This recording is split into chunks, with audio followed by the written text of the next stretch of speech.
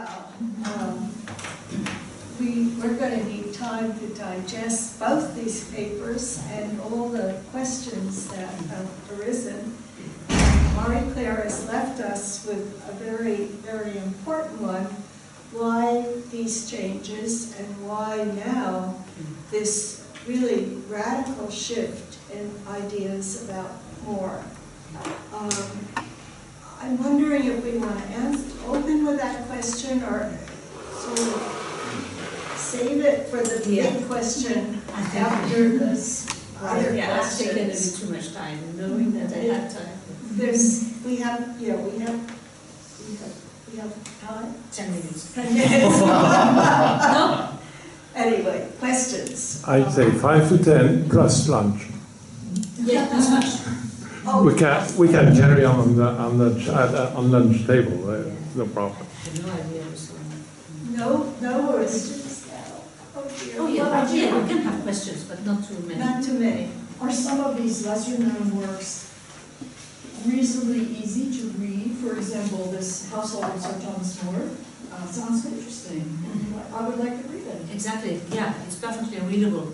No, I mean access a copy of it. Yes, you can have copies, or I nearly bought one, yes. Oh, okay. But because I could see it, you can see it online. Oh. Actually, I copied it from an online, Okay. yes, so you can have it free, Oh. yes. Yeah, it's very, some are easy. The Blackwell and the Blessed Thomas More are not easy to find. Mm-hmm. We had them in our special for the Maradour. Right. Is that T.E. Bridget you're talking about? No, I'm talking about the two Blessed Thomas More plays I by see. Blackwell and Bowen. Oh, okay. But yeah, Anne Manning I recommend. You could really like doing. Although she writes with in the Tudor fashion sometimes, so that's a bit bizarre. But I know Father Maradour said it was the fashion in 19th century novels to sound archaic, and you will understand that easily, especially. Yes, you can definitely get it by interlibrary loan if your library doesn't have it. Seymour? Thank you very much, Marie-Claire. You're very much like Abbe Marcadour in your international ambassadorship for Thomas More. This kind of connects with Gabriella's paper. The 19th century, 18th century, 17th century were dependent on sources for Thomas More for their information because there was no, say, Oxford DNB or anything like that. So do you sense a connection between the portrait they painted of Thomas More and the availability of particular sources that they were basing that portrait on? Is there a connection there? Yeah, I'm sure. Yeah. We would have to research what source they could have. But apparently they didn't have a Roper's Life of Thomas More until the 19th century. That's what I seem to see from what I've read, but I haven't read everything. And it seems that Harpsfield was the favorite before, and perhaps the Stapleton too, of course. I wouldn't know more than that. Elliot? Do you think the quest for, answering the last question, I mean, marvelously provocative on the way we look at people, the quest for novelty, perhaps that infects our 21st century, has led to an incredible expansion of iconoclasm. It seems that everybody is targeted, and even utopia, which finds most people thinking of it as a dystopia. Yes. Because of its repressions of all different things. Do you feel that that's what's happening with Thomas More? Exactly so. Exactly so. Even utopia, as you mentioned, the University of Montpellier, where I was living near to, they thought I knew nothing about Thomas More, and they came to me, and two of them, they said, okay, Thomas More's Utopia was on the curriculum for Agrégation d'Anglais. So they read it in the translation by Logan. And they said, oh, you know, we have discussed about it. We, especially to the Renaissance, and we've discovered that it is a dystopia. Nobody has understood that before, but you should know. I said, okay, thank you. I've studied some of it, and I disagree with you, that they wouldn't have it. They're good friends, but except for that. I wanted to mention one real example of what Elliot asked about. It's a play that you didn't mention, but you had way too much. And this is a play by Paula Vogel. And it's turning more into an anti-feminist, as it's a feminist play, and it's particularly objecting to Moore's religious values. And Margaret rejects Moore and rejects his political values. And it's just turning inside out everything that we thought we knew about Moore and Margaret's relationship. Do you know the date? I don't know that. Oh, I don't have the The date. title What about- of the play is Meg. Meg. Oh, Meg, yes. Yeah. Must have heard it. And it was reviewed briefly in Moriana by Claire Murphy. Yes, it's Okay. It's an American play. I think she wrote it as a student, but I wouldn't swear to She it. went to Catholic University. So it's acquired a certain amount of fame because Meg turns into a feminist, and it's another angle on this modernist or postmodernist approach to Moore.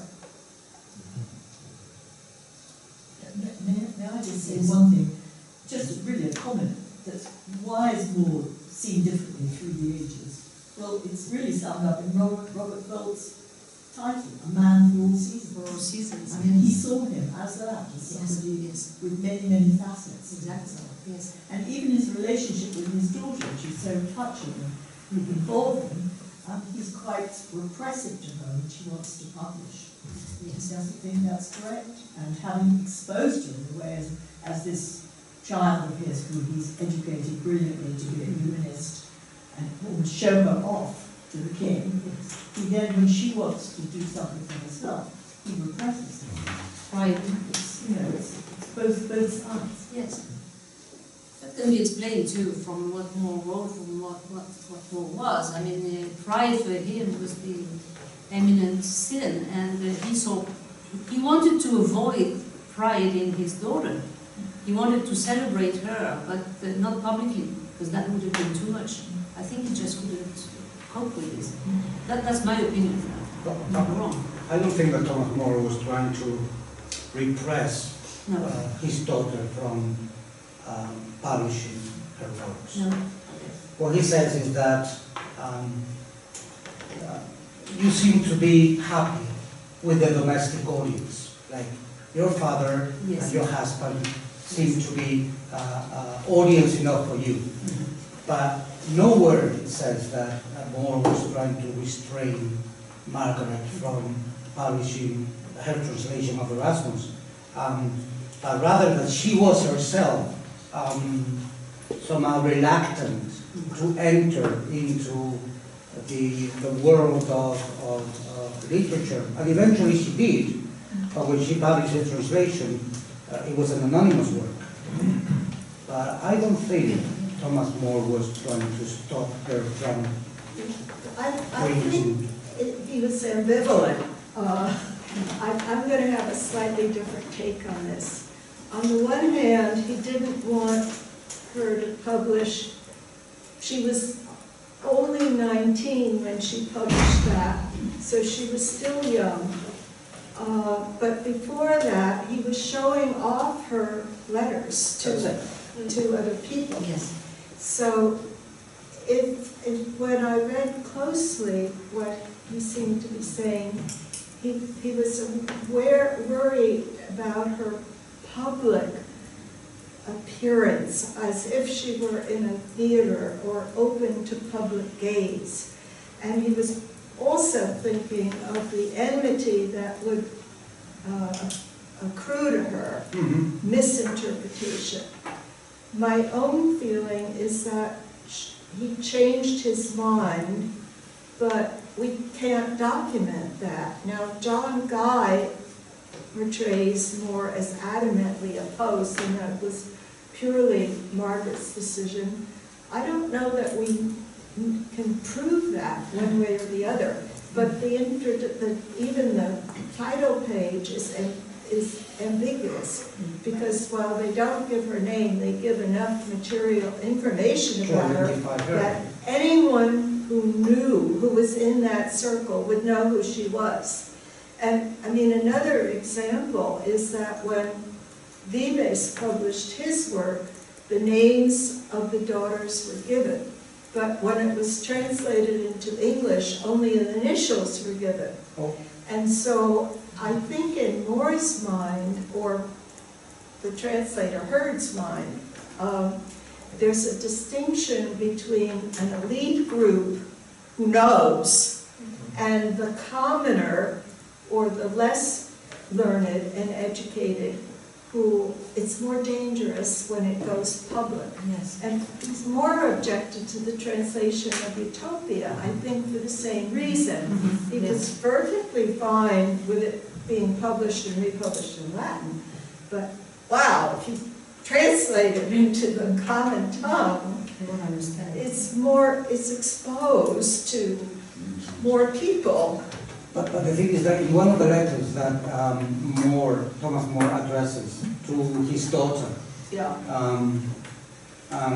he's talking about the impact that her writings might have.